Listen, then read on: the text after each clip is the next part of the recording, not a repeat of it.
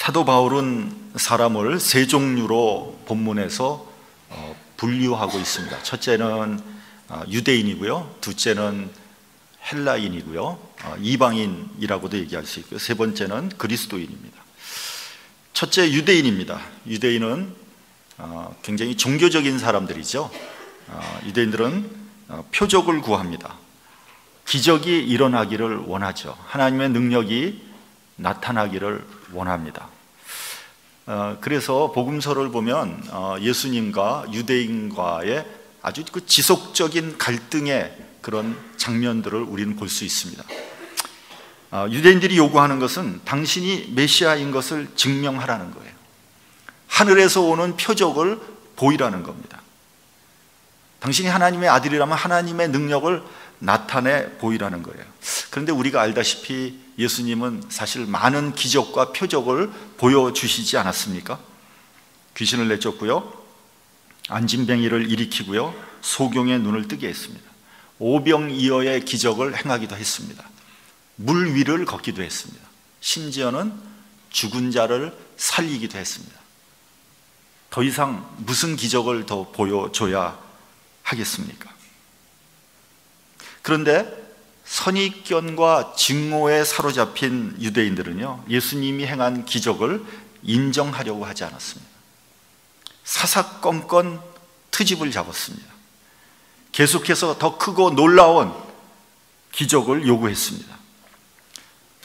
요한복음을 보면요, 죽은 지 나흘이 지나서 썩는 냄새가 나는 나사로를 예수님께서 살리시죠. 아마 최고 수준의 기적을 보여주셨다, 이렇게 볼 수 있습니다. 이런 기적은 하나님의 아들이기 때문에 가능한 기적이었습니다. 그 기적 다음에는 할 말이 없는 거죠. 그래서 유대인들이 이제 자기들끼리 모입니다. 모여서 공회로 모여가지고 이제 의논을 합니다. 어떻게 하면 좋겠느냐? 큰일 났다. 이러다가는 사람들이 다 예수님 믿을 것 같다. 그리고 로마인들이 와서 우리의 땅과 우리 나라를 빼앗아 갈 것 같다. 저런 식으로 나가다가는, 그러니까 유대인들도 예수님이 엄청난 기적을 행하였다는 것을 알았던 거죠. 그러나 예수님을 메시아로 인정하기 싫었던 겁니다. 이런 거 보면 참 사람이 참 완악합니다. 완악해요. 그러니까 한번 자기가 싫으면 무조건 싫은 거야. 상대방이 아무리 잘해도 싫은 겁니다. 꼴 보기 싫은 거예요. 인정하기 싫은 겁니다. 그래서 예수님이 결국 이렇게 말씀하십니다. 너희에게 보여줄 것은 요나의 표적밖에 없다. 요나의 표적이 뭡니까? 요나는 3일 동안 고래 뱃속에 들어갔다가 살아나온 사람 아닙니까? 다시 말하면 예수님께서 십자가에서 죽음을 당하시고 사흘 만에 부활하신다는 것을 알려준 거죠. 그러니까 다른 방법은 없고 예수께서 십자가 지는 방법밖에 없다는 것을 말씀하고 있는 거죠. 십자가에 하나님의 능력이 있다는 것을 우리에게 알려주고 있는 겁니다. 그러므로 여러분, 십자가와 부활은 하나님의 능력과 하나님의 경륜의 하이라이트입니다. 만약에 우리 그리스도교가 십자가와 부활을 뺀다면 그건 아무것도 아닙니다. 우리 가운데서도 표적 위주의 신앙생활을 하는 사람들이 있습니다. 신앙생활 하는 가운데 하나님의 능력이 나타나야 된다는 거죠. 또 주의 종이라면 무릇 하나님의 능력이 좀 나타나야 되지 않겠느냐, 이런 얘기입니다. 물론 기적이 나타나면 여러 가지로 좋은 면이 많을 겁니다. 그러나 유의해야 될 것은 뭐냐면요, 기적이 능사가 아니라는 사실입니다. 그리고 실제로 예수님은 기적을 행하시고 난 다음에 오히려 자신을 숨기셨습니다. 그 현장을 피했습니다. 아니, 기적을 일으키는 것 자체를 굉장히 절제하셨습니다.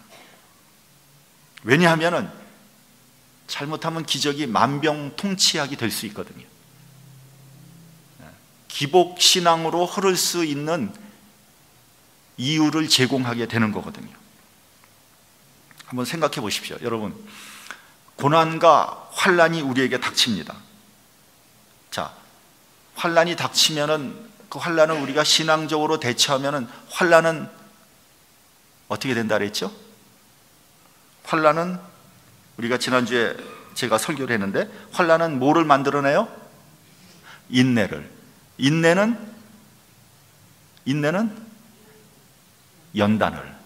연단이 소망을 만들어낸다고 얘기하지 않습니까? 그러니까 여러분, 환난과 고난의 아주 긍정적인 측면입니다. 환난과 소망의 놀라운 축복이 아닐 수 없습니다. 근데 말이죠, 여러분, 우리가 기적 위주의 신앙을 가지게 되면 어떻게 되겠습니까? 여러분, 환난이 옵니다. 그러면 여러분, 기적 위주의 신앙을 가지고 있다면 여러분 어떻게 하겠어요? 뭐 복잡하게 생각할 필요가 없잖아요. 기적 한 방이면 끝나는 거 아니에요? 뭐하러 환난을 당합니까? 기적을 일으키면 되는 건데 말이죠. 기적의 그 환난의 의미가 사라지는 겁니다. 환난을 당할 필요가 없는 거예요. 그것이 오늘 본문 23절의 말씀입니다. 우리 23절 같이 한번 봉독을 하겠습니다.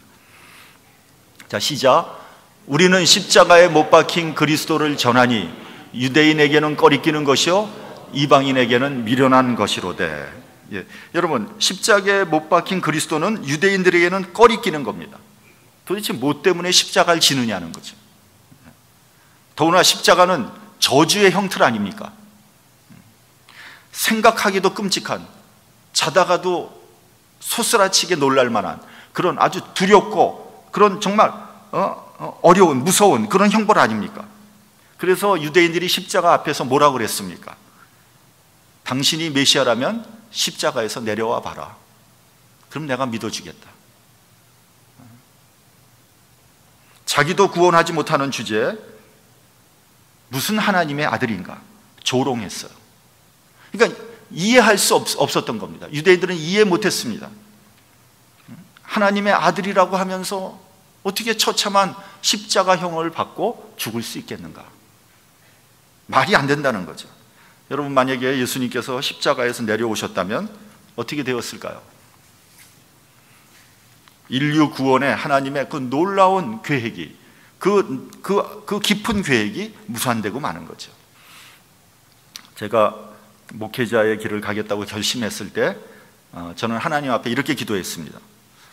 뒤늦게 목사가 되는데, 목회를 하는데, 하나님, 저를 따르는 사람이 한 사람도 없습니다. 이거 어떻게 하면 좋겠습니까? 제가 개척을 하려고 하는데 저를 도와서 개척하겠다는 사람이 한 가정도 없는 거예요. 어떻게 하면 좋겠습니까? 하나님 앞에 그렇게 기도했어요. 하나님, 저에게 화끈하게 병 고치는 은사를 허락해 주시옵소서. 병만 고칠 수 있다면 제 목회도 잘 되고 하나님도 영광 받을 거 아닙니까? 그야말로 정말 눈이 좋고 매부 좋은 거 아닙니까? 뭐가 문제입니까 도대체? 그래서 저는 철석같이 믿기를 하나님이 저한테 그 정도 은사는 주실 줄 알았어요. 그렇잖아요. 제가 전혀 예수 안 믿고 딴짓하고 있다가 은혜 받고 주의 종까지 되겠다는데 하나님께서 그 정도 은사는 줘야지 될 거 아닙니까? 내가 하는 생업 다 포기하고, 잘 나가던 비즈니스 다 포기하고. 근데 하나님은요 아무것도 안 주시더라고요.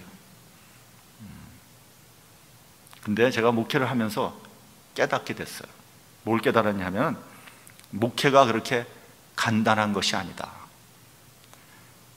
예수님도 십자가 지셨는데 나도 주님께서 허락하신 나의 십자가를 져야 되지 않겠는가?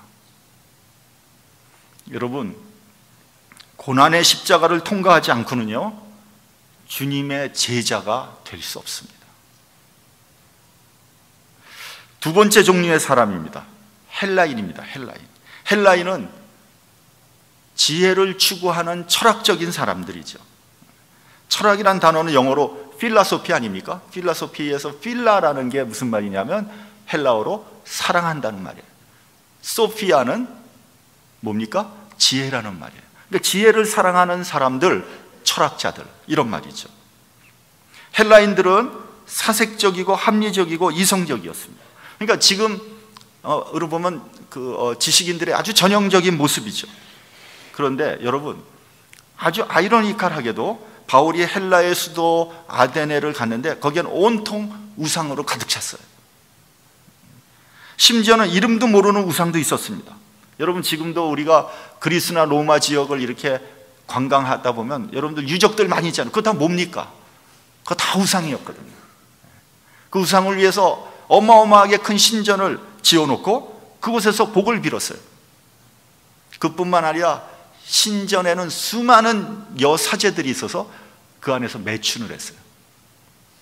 그것이 하나님의 축복을, 그러니까 그들의 신의 축복을 받는 하나의 과정이었어요.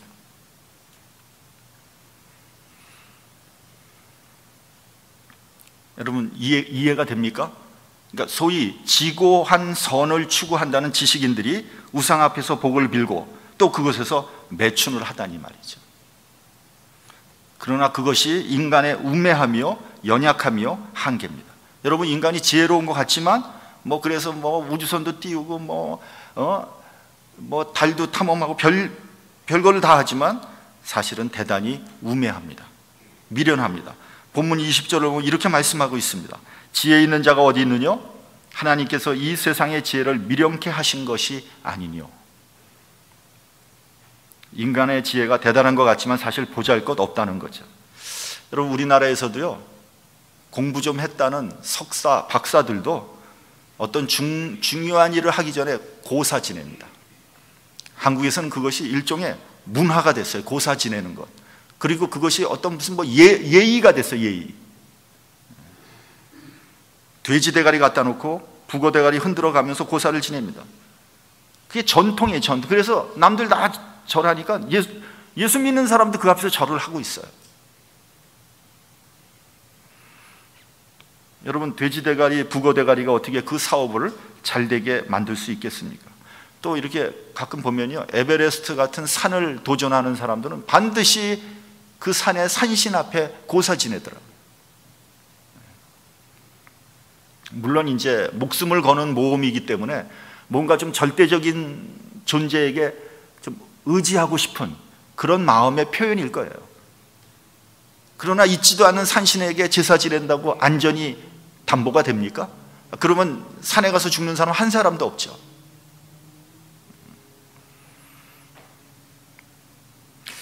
오래전에 어떤 독실한 기독교인의 간증의 글을 읽은 적이 있었습니다. 이 사람은 어떤 대기업의 그 당시 이사였어요. 이사. 근데 이 대기업 회장님이 하여튼 무슨 일을 할 때마다 고사를 지내는 거예요. 새롭게 어떤 일을 할 때, 어떤 중요한 일을 할 때 반드시 고사를 지내는 거예요. 근데 정말 그 회사의 명운을 좌우할 수 있는 그런 중대한 사업에 새롭게 진출하게 됐어요. 그래서 그 회장님이 엄명을 내렸습니다. 모든 간부들은 고사 지낼 때 다 나와라. 반드시 참석해라.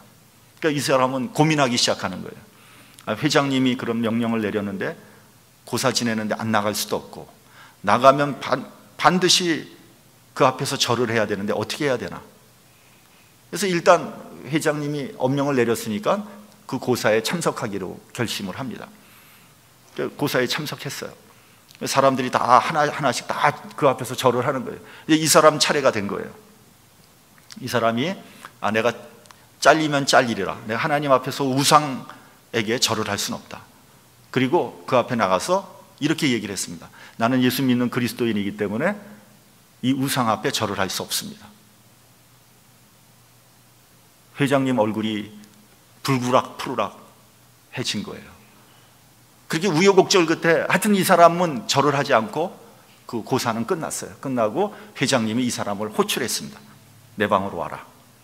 이 사람은 사표를 써가지고 자기 주머니에다 안주머니에 넣고 이 회장님 방을 두들겼습니다. 회장님이 들어와라. 들어갔습니다. 회장님이 하시는 말씀이 자네야말로 진짜 그리스도인이네. 우리 회사의 간부들 중에 예수 믿는 사람들이 꽤 많이 있을 텐데 전부 다 절을 했는데 자네만 절하지 않았네. 자네가 믿는 하나님에게 나를 위해서 기도해 주지 않겠나. 그렇게 얘기하더래요.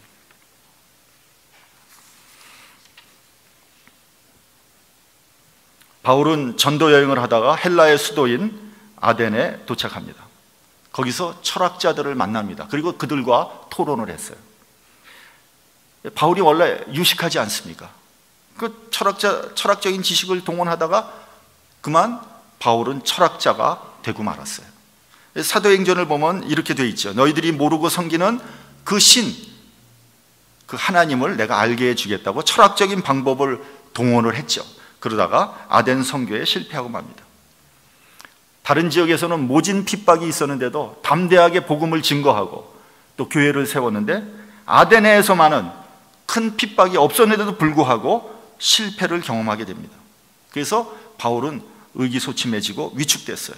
나중에 고린도전서에서 이렇게 고백합니다. 내가 너희 가운데 거할 때 약하며 두려워하며 심히 떨었노라. 왜요?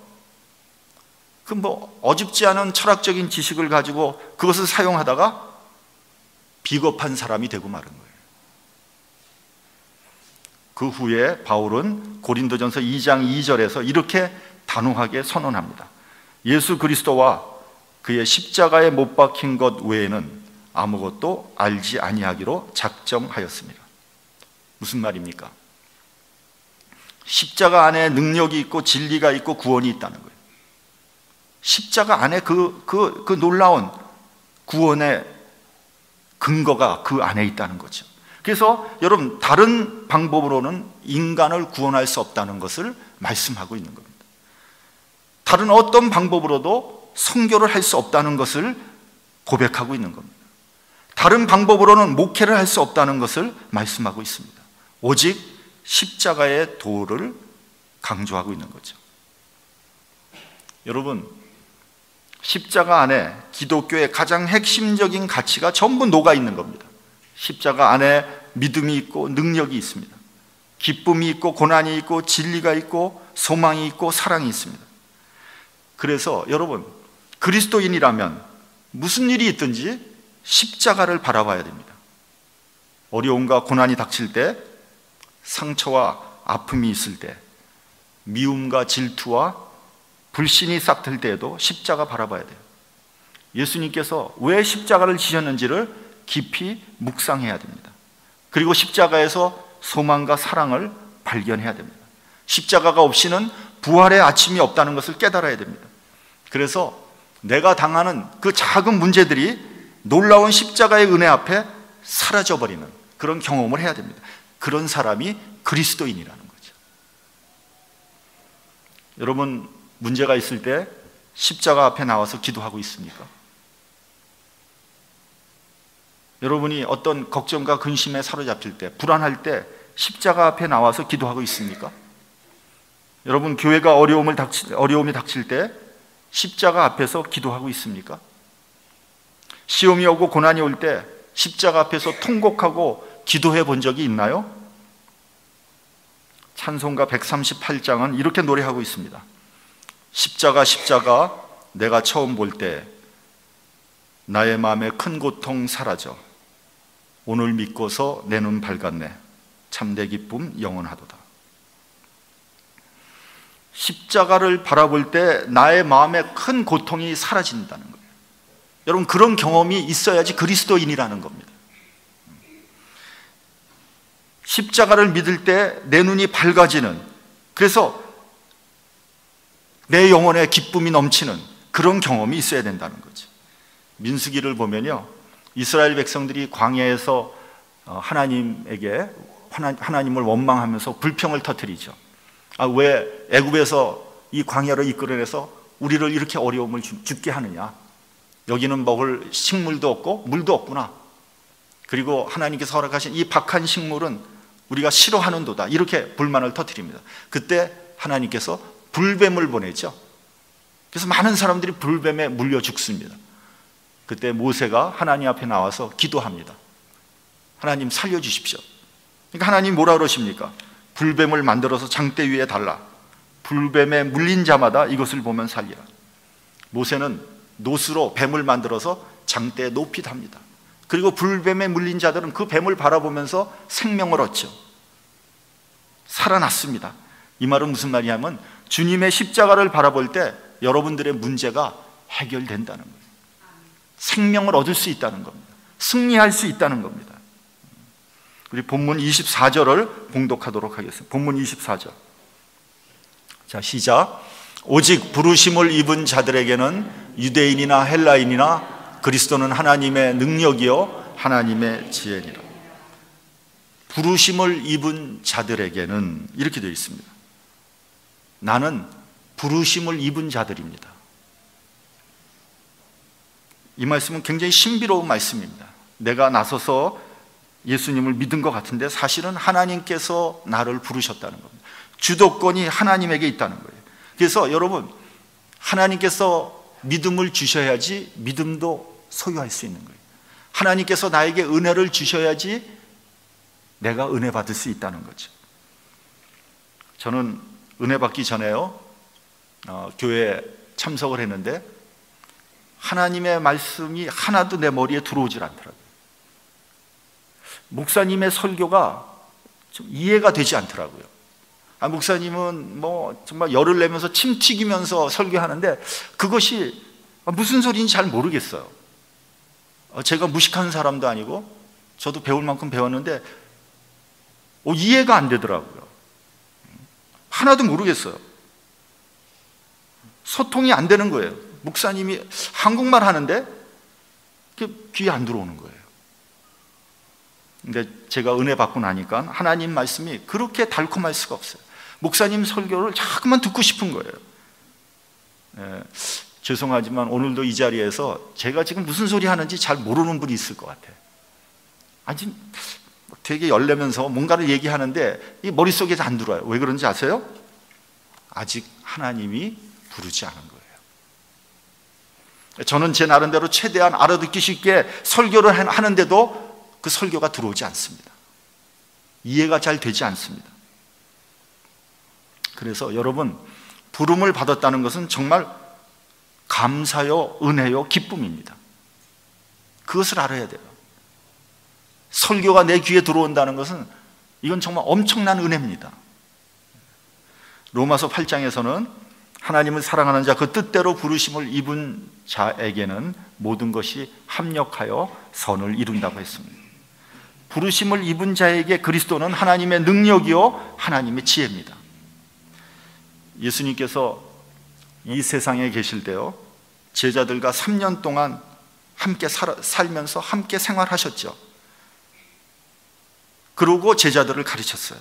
그러니까 얼마나 예수님이 직접 그렇게 하셨으니까 얼마나 철저하게 양육을 받았겠습니까? 예수님이 정말 직접 제자 훈련을 시킨 거죠. 제자 훈련하면은 누굽니까? 한국의 사랑의 교회 고 옥하는 목사 아닙니까? 이 옥하는 목사님이 돌아가시기 전에 이렇게 말을 했습니다. 내가 수십 년 제자 훈련을 시켰는데 그 중에 진짜 예수님의 제자가 몇 명이 될지 의심스럽다. 근데 그 말이 맞아요. 왜냐하면은 지금 한국의 사랑의 교회가 얼마나 시끄럽습니까? 지금도 그냥 서로 그냥 멱살잡이를 하면서 첨예하게 대치하고 있어요. 몇 년이 지났는데도. 근데 그것을 또 툭 하면 매스컴에서 또 그것을 보도를 해요. 보도를. 한국의 대표적인 뭐 대형 교회에서 이런 일이 있습니다. 보도합니다. 그거 볼 때마다 얼마나 부끄럽고 얼마나 창피하고 정말 한심한지 말이죠. 여러분, 주님의 십자가를 전혀 이해하지 못하고 있는 겁니다. 그렇게 많은 사람이 그렇게 오랫동안 제자 훈련을 받았는데도 주님의 십자가의 그 정신을 이해를 못하는 거예요. 근데 여러분, 그거는 사랑의 교회만이 아니라 주님의 12제자도 마찬가지였어요. 서로 높은 자리를 차지하겠다고 다투었고요, 끈질기게 이스라엘을 회복시킬 정치적인 메시아를 바라고 있었습니다. 3년을 직접 주님으로부터 훈련 받았는데도 불구하고 말이죠. 그런데 어느 날 예수님이 십자가에서 돌아가셔 버렸어요. 얼마나 황당한 일입니까? 제자들은 패닉 상태에 빠졌어요. 패닉 상태. 이럴 수가 있을까? 크게 낙담했습니다. 그리고 뿔뿔이 다 흩어져 버렸어요. 그 후에 예수님께서 부활하셨어요. 제자들이 역시 부활하신 예수님을 봤어요. 보고 난 다음에도 어안이 벙벙했어요. 이게 도대체 예수님의 부활이 무슨 의미인지, 그것이 나에게 무슨 의미가 있는지 몰랐어요. 그러다 사도행전에 가면 성령을 받게 됩니다. 성령을 받고 난 다음에야 비로소 십자가와 부활과 성령 강림이 무엇을 뜻하는지 비로소 깨닫게 됩니다. 이 사건들은 하나의 별개의 사건들이 아니라 이 세 사건이 일직선으로 연결되어 있는 사건이라는 것을 깨닫게 됩니다. 여러분, 성령 강림을 체험하지 못한 사람에게 예수님의 십자가는 그저 역사적인 사건에 불과한 거예요. 그저 비참한 형벌일 뿐입니다. 또 하나, 성령 강림이 없는 부활은요, 그건 하나의 기적에 불과한 거예요. 2000년 전에 있었던 기적에 불과한 겁니다. 또 부활이 없는 성령 강림은 신비주의에 불과한 겁니다. 십자가와 부활과 성령 강림이 함께 이해될 때 올바른 신앙을 가질 수 있는 겁니다. 그래야 예수의 증인이 될 수 있는 거예요. 그것이 사도행전에 나오는 초대교회 12제자들의 메시지였어요. 조금 그것을 유식하게 얘기하면 헬라어로 캐리그마라고 합니다. 캐리그마. 여러분 캐리그마라는 말 들어보셨을 겁니다. 초대교회 예수의 제자들의 메시지입니다. 그걸 캐리그마라고 합니다. 아주 기독교의 엑기스와 같은 그런 말씀이라는 거예요. 십자가의 도는요, 믿는 사람에게는 영생이요, 능력이요, 구원이지만 믿지 않는 자들에게는 미련한 것이요, 어리석은 것이요, 꺼리끼는 것입니다. 멸망입니다. 똑같은 사건인데 어떤 사람에게는 기쁜 소식이 되고 어떤 사람에게는 멸망의 소식이 되는 거예요. 복음은 구원받은 사람에게는 복된 소식이지만 불신자에게는 심판의 소식이 되는 겁니다. 요한복음을 보면 이렇게 되어 있습니다. 내가 온 것은 세상을 심판하려 함이 아니요 세상을 구원하려 함이라. 나를 저버리고 내 말을 받지 않는 자는 심판할 이가 있는데 곧 나의 한 그 말이 마지막 날에 저를 심판할 것이라고 했어요. 똑같은 말씀이 구원으로 혹은 심판으로 역사하게 될 것입니다. 훈민정음 원본이 있습니다. 그게 대한민국 국보 70호입니다. 그 훈민정음 원본의 출처는 경상북도 안동 광상 김씨 종가의 궁구당이라는 서가에서 서가라고 합니다. 종선이었던 김웅수의 사위 이용준이라는 사내가 그것을 몰래 훔쳐서 일본 사람에게 팔려고 했어요. 일제시대 때는 그 조선의 보물들이 다 일본으로 팔려가지 않았습니까? 그게 얼마나 많은지 한 10만 점에서 30만 점 정도 된다고 그렇게 돼 있는데 확실한 건 모릅니다. 그 안에 얼마나 귀중한 서적들이 있는지 아무도 몰라요.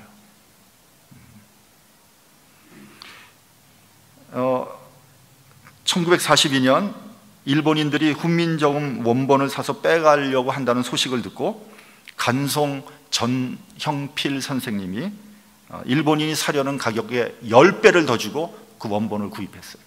그리고 지금까지 간송미술관에 보관하고 있습니다. 지금 광상김씨 종선 김대중 씨는 훈민정음 원본의 소유권이 누구에게 있는가는 별로 중요하지 않다고 말을 했습니다. 전형필 선생이 그 책의 가치를 알고 귀중하게 보관했기 때문에 지금 우리나라에 있는 거 아니겠습니까? 그렇지 않았다면 아마 일본의 어딘가에 먼지를 뒤집어 쓰고 아마 있을 겁니다. 얼마나 고마운 일인지 알 수 없습니다. 무슨 말이냐? 가치를 아는 사람에게 그것이 귀중한 것이지 가치를 모르는 자에게는 아무것도 아니에요. 그건 돈에 불과한 겁니다. 마찬가지로 십자가의 도는요, 멸망하는 사람에게는 미련한 거예요. 아무 의미가 없는 거예요. 꺼리끼는 겁니다. 그러나 구원을 얻은 우리에게는 하나님의 능력이며 하나님의 지혜입니다. 여러분 신앙의 중심이 십자가가 되길 바랍니다. 예수님께서 왜 십자가에서 고난을 받았는지를 깊이 깨닫는 저와 여러분이 되시기를 주님의 이름으로 축원합니다. 기도하겠습니다.